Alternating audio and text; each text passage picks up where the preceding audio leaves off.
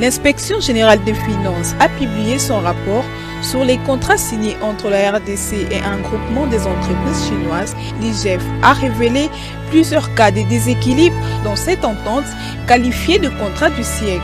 Maître Joseph Kajingulu propose à l'État congolais de signer les contrats avec des entreprises congolaises pour un meilleur aboutissement. Dans ces contrats, on donne à la Chine 68% et à la RDC 32%.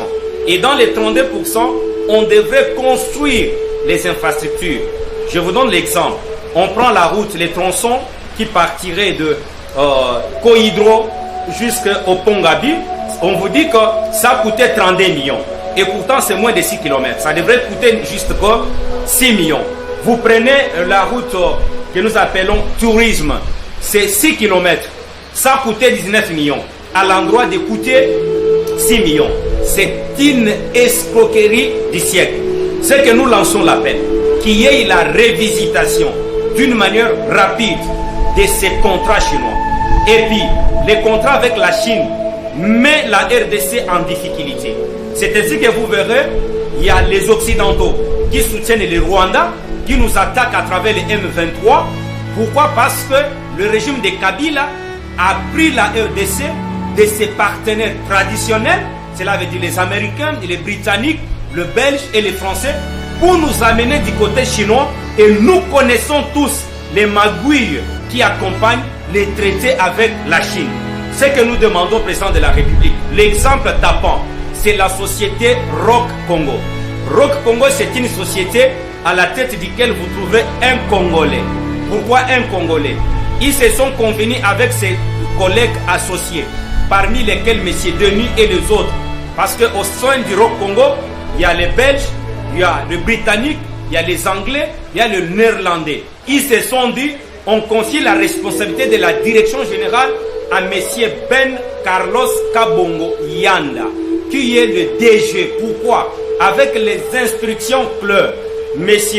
Yanda Kabongo Carlos, on vous donne la responsabilité parmi tous les associés. Vous devenez le directeur général de Rock Congo pour, sécuriser les intérêts de la RDC et des Congolais.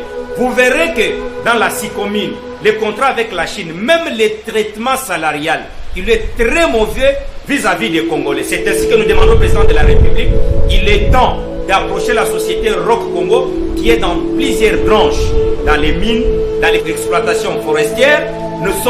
Ils sont encore dans les transports fluviaux et dans les sociales. C'est ainsi que nous demandons à travers les Rock Congo qu'on confie au Rock Congo que même 4 marchés.